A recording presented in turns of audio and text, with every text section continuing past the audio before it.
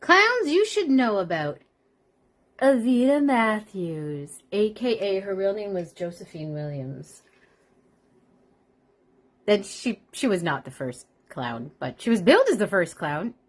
Women have been in clowning since the beginning of time, and they say that the very first clown was a caveman who stumped his toe and made everyone laugh and then stumped it again to get the laughter back. But, like, we weren't there. There could have been a cave person. Could have been a cave them. Could have been a cave her, she, them. Could have been anyone. Doesn't necessarily mean it was a man. But Avita Matthews was a badass mofo, and she pushed...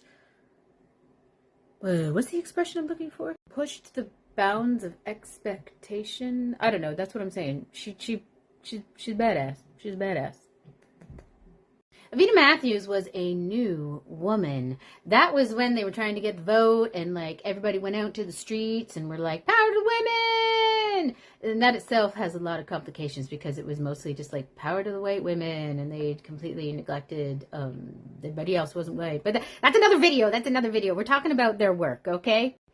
Avita's father was a clown, and her mother was an acrobatist, I believe. I believe that's correct. And this was during a time where women were not allowed to perform clown unless they were married to a clown or they were birthed from a clown father. I know.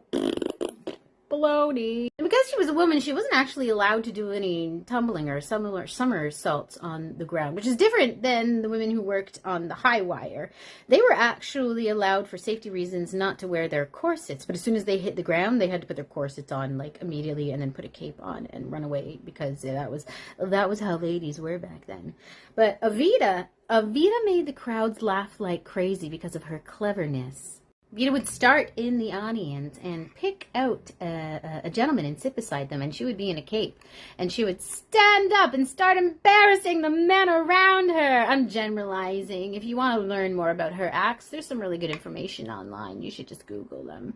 But she really, really, really was on the forefront of pushing for femme-identifying clowns in the circus world, which at that time was virtually unheard of. Although they were there, they just weren't supported the same way as men. So I encourage you to start Googling about Avita Matthews, a.k.a. Josephine Williams. And I always thought that was a really strange stage name. Like, it's not very clown, but hey, I'm not going to judge. She's a badass, just like me, just like you. I'm not giving you all the information because I think it's important that you get off your butt and you do the work yourself. I'm just here to guide you.